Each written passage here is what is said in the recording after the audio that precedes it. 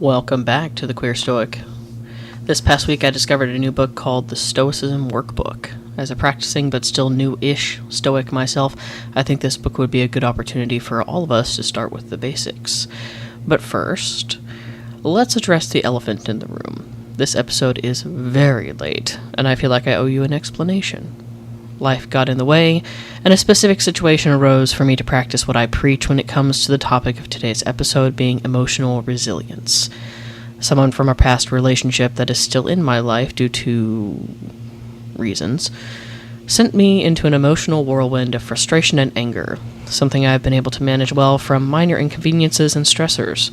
This particular emotional snag was more than I bargained for, nor prepared myself for, because I didn't necessarily see it coming beforehand. It was a left-field situation that set me back on my heels. I won't go into detail because that would be edging close enough to complaining about it that even a masochist would find it excessive. Anyway, back to the topic of today's episode. I will be summarizing the chapters from the Stoicism Workbook and culminating the lessons into some exercises and, of course, a journal prompt for the week. If you are unable to purchase the book to follow along, don't worry. I've got you covered with the summaries. I'll be linking the book in the show notes as well. There are also worksheets for this book that are completely free, provided by the publisher on their website. I will link that too. It does require account creation to access, but that is completely free. With all that in mind, on with the show. Finally.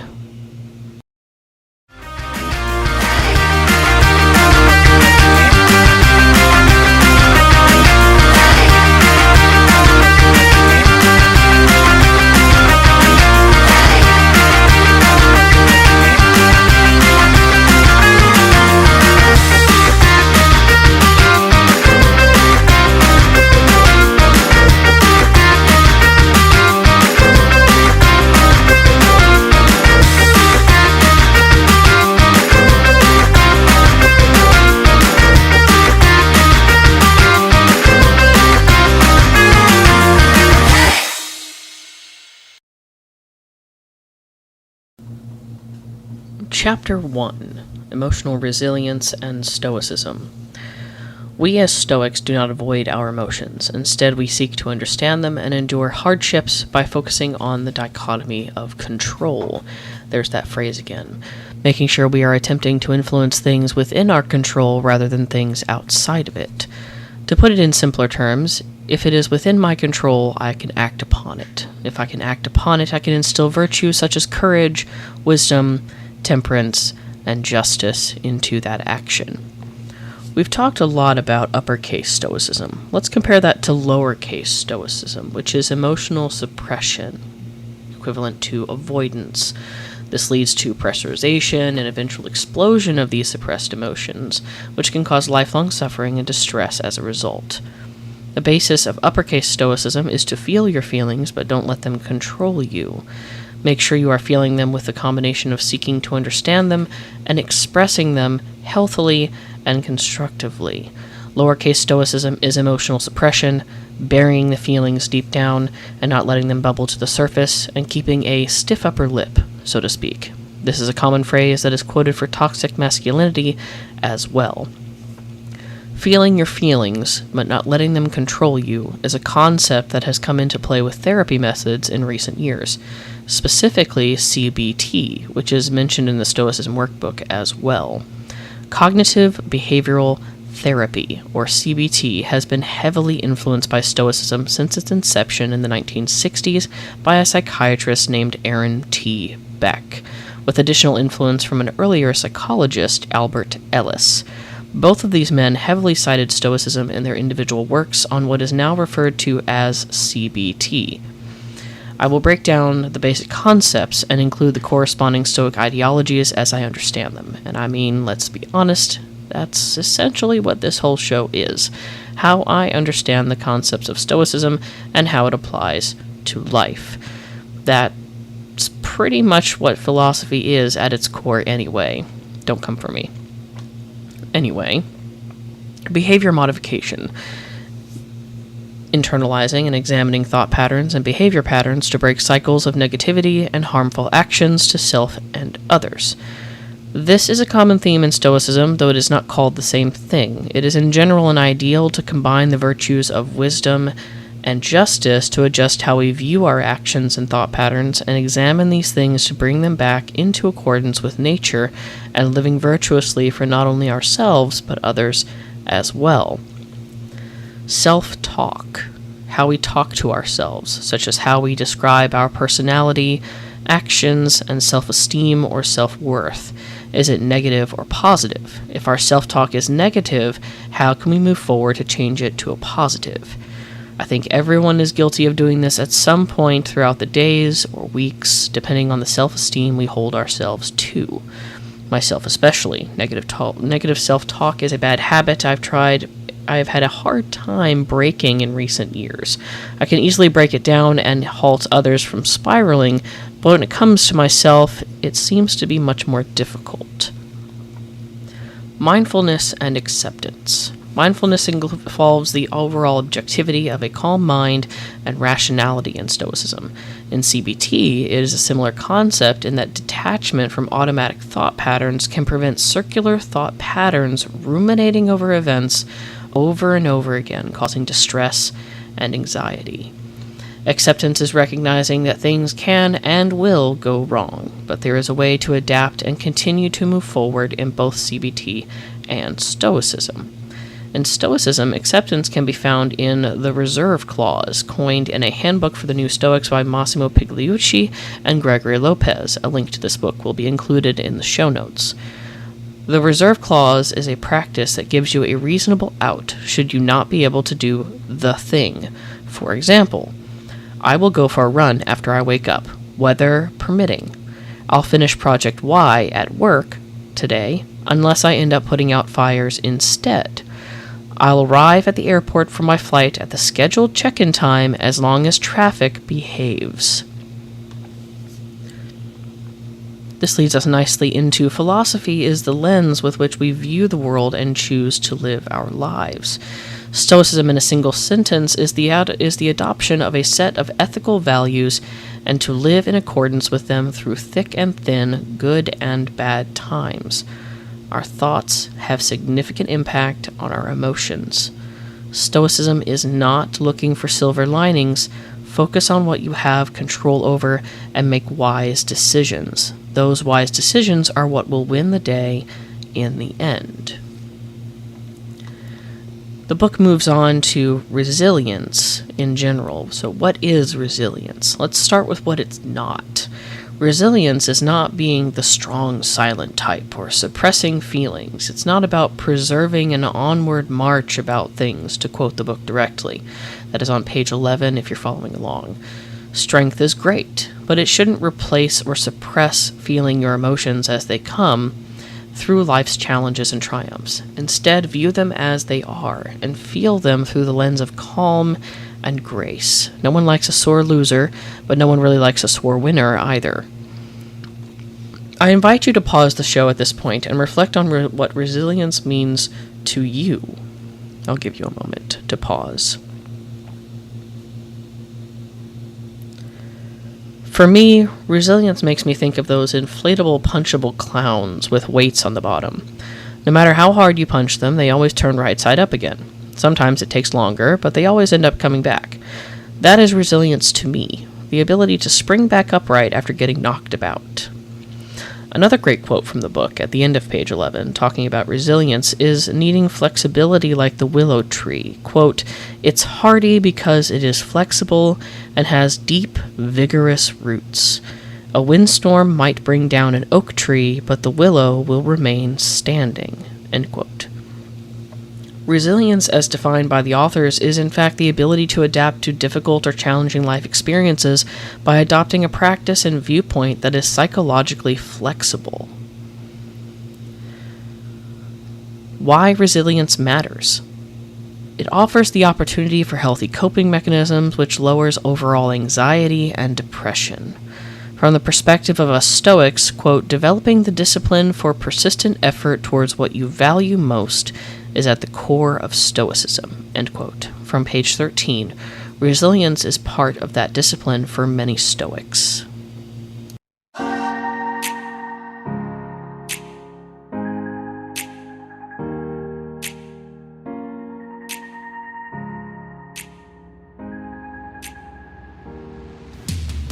we have our first advertisement here on the podcast. This is actually for our merch shop called the Queer Stoic Shop. It is located on our website at kindredstudios.me. That's kindred, Kindred, studios.me, M-E. There is a button called Shop that you can click on. It was created with Fourth Wall. I love that site so much, and it allowed me to be able to create some pretty awesome stuff for you guys. We've got t-shirts, sweatshirts, stickers, all kinds of interesting stuff for you to look at. If you want to pick something up, by all means, please do, and it typically ships within 2 to 3 weeks, perhaps less. I may do express shipping at some point as an option. There is also a option for you to give me feedback and as well as suggestions of what you would like to see on the shop. Feel free to message me or send me any kind of notification or tag me in a post on my socials. I'm more than happy to take a look at them and see what other things I can come up with in my little brain. So once again, that is kindredstudios.me at the shop link and that little button that says shop.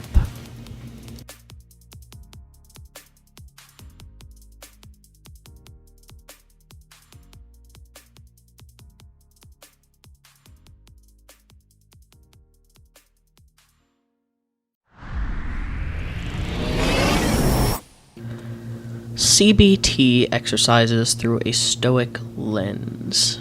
So I will be describing and informing you of the different types of exercises that CBT offers. Typically this is done with a licensed therapist, so keep that in mind. I do suggest that you reach out to a therapist if you believe CBT is something that might work for you. I would suggest not trying to do these on your own. You need the support of a licensed therapist to go through these, because some of these can be very difficult. In addition to the exercises, I will also be mentioning the Stoic lens that they may have been inspired by based on my understanding. Cognitive restructuring. Identifying and challenging negative thoughts and beliefs and replacing them with more realistic and positive ones. This really says wisdom virtue to me, since it is active thinking to reframe our thought patterns and take an active interest in making meaningful change for ourselves, for the good of ourselves and others. This also touches on courage as well, to be unapologetically ourselves and standing firm in making that meaningful change. Behavioral activation. Increasing engagement in activities that bring pleasure and a sense of accomplishment. This engages temperance, because we should be allowed to seek pleasure on the things we enjoy, but at the same time make sure we are not overdoing it and overindulging ourselves in that pleasure. Exposure therapy. Gradually exposing oneself to feared situations or stimuli to reduce anxiety and phobias. This is a common practice in Stoicism, though it is called practicing misfortune. We intentionally place ourselves in uncomfortable situations or minor to moderate inconveniences to prepare ourselves for the inevitability of discomfort and misfortunes that plague everyone, so that we are better prepared to deal with them later. Instead of these negative happenings becoming an overwhelming event of misfortune, it is an unfortunate event that we were prepared to face from the exposure of those inconveniences. This can be in the form of fasting, polar bear plunges, wearing the same clothes for several days, limiting ourselves financially for bare necessities only and nothing extra. Think no-spend challenges, I think that's what they call them. Journaling, recording thoughts, feelings, and behaviors to gain insights and track progress. Journaling is a common Stoic practice and gives space for various ways to examining thought patterns and emotions. Fear setting is one of many. It was developed by a man named Tim Ferriss. I have his version of the letters from a Stoic called the Tao of Seneca, which is where Seneca the Younger writes various letters of encouragement, advice, and general friendly chats to his friend Lucilius. Fear setting is which we will discuss in the next section. Relaxation techniques. Learning techniques such as deep breathing, meditation, and progressive muscle relaxation to manage stress and anxiety. Typing, you are taking the physical and creating a non-physical way of doing things and examining yourself. Role-playing, practicing new coping skills and responses in a safe and controlled environment. This ties nicely into practicing misfortune as well, mentioned before, so I won't elaborate on it further. Self-monitoring, tracking thoughts, feelings, and behaviors to identify patterns and improve self-awareness. Stoic journaling is a good method for this, which involves a varied number of selected prompts depending on what you're seeking to do for that particular session. Collaboration, working closely with a therapist to develop an individualized treatment plan and monitor progress. Stoicism itself is a personal journey, but discussion is common and even encouraged.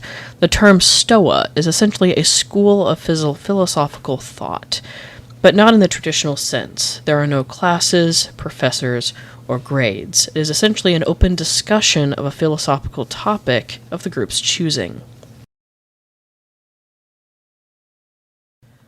Our second advertisement actually is for a program that I discovered recently a few months ago to help me manage this show.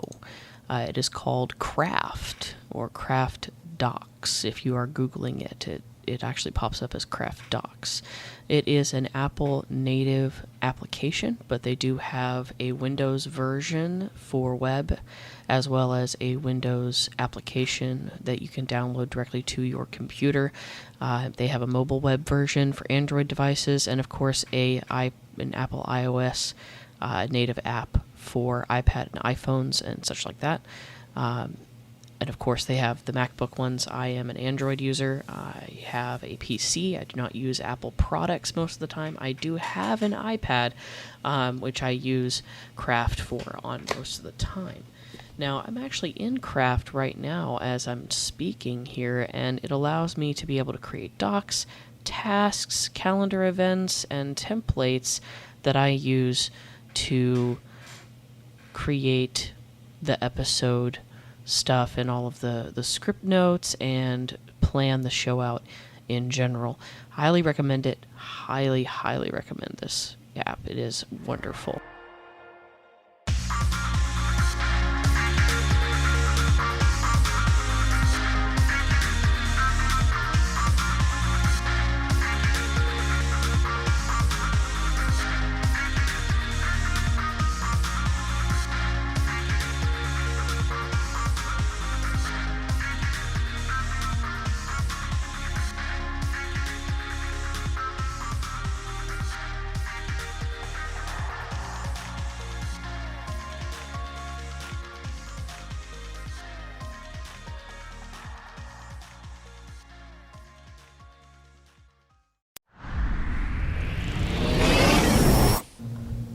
Fear setting. What is it, and how do I do it? Tim Ferriss developed the concept of fear setting and has not only done a TED Talk on it, but also mentioned in several of his books. I will link the TED Talk and some of his works in the show notes. Fear setting is a simple practice, but immensely powerful. You start with a table with 3 columns. At the top, list a course of action, something you need to do or debating on doing. This could be a big thing or a little thing based on your experiences and what you fear. In the table, the first column is labeled Define. The second column is labeled Prevent. The third, Repair. Define. In the Define column, list the worst-case scenarios if you were to do the thing. List all the worst-case scenarios rolling around in your head. Number them 1 through however many there are, and rate them 1 to 10, 1 being minimal impact, and 10 being permanently life-altering in a significant way. Prevent. In the Prevent column, match the numbers from column 1 to what you would do to prevent each worst-case scenario from happening within the constraints of what you have control over as a person and your personal, financial, and spiritual means. Stoicism is all realistic control over what we can take hold of in life. So don't fantasize about what you could do with unlimited time or money. Keep it realistic, and within your dichotomy of control, make sure to include big and small actions you could take. Repair. This is the last step for this table. For each scenario, again, attaching them to the corresponding number for the original scenario, describe the actions you would take realistically to minimize the impact or repair the damage done by the worst-case scenarios should they come about. Again, make sure you are being realistic with your approach and maintain the thought process within your dichotomy of control and financial, personal, spiritual limitations as an individual person. The next activity involves examining the positive impacts of an attempt or even partial success. List all the positive outcomes of doing the thing and then rate them on a scale of 1 to 10, 1 being minimal impact and 10 being a very significant impact. The final activity involves examining the cost of inaction, including but not limited to emotional, physical, and financial impact. Create another table with 3 columns. First column labeled 6 months, the second 1 year, and the third as 3 years. List and flesh out the ramifications of doing nothing, basically not doing the thing, and maintaining the status quo as it is. What would that look like in 6 months, 1 year, and 3 years? Don't go past 3 years. That can get a little wibbly-wobbly and can create a rabbit hole of overthinking. This will be available to you as a link in the show notes to this activity. It is a web page that I created specifically to allow you to practice this option for fear setting in a more physical manner instead of having to re-listen to this episode. So I will make sure that link is in the show notes.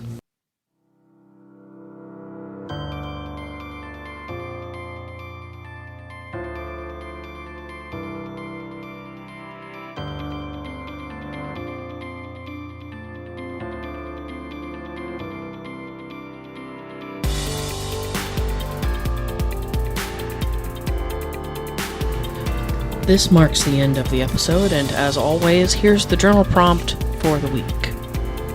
Instead of a traditional prompt, I'd like to invite you to practice the fear-setting exercise. There is a link in the show notes to the exercise I created from a Stoic perspective. Work through the entire exercise from start to finish. Allow about an hour of uninterrupted time if you can. Thanks for listening. Don't forget to drop me a follow at the socials or visit the website link in the show notes for updates or reach out. I check my messages and emails daily. Hit that donation link in the description if you are able so I can keep making content and feed my slightly concerning caffeine addiction. Tune in next week for Chapter 2. Bye!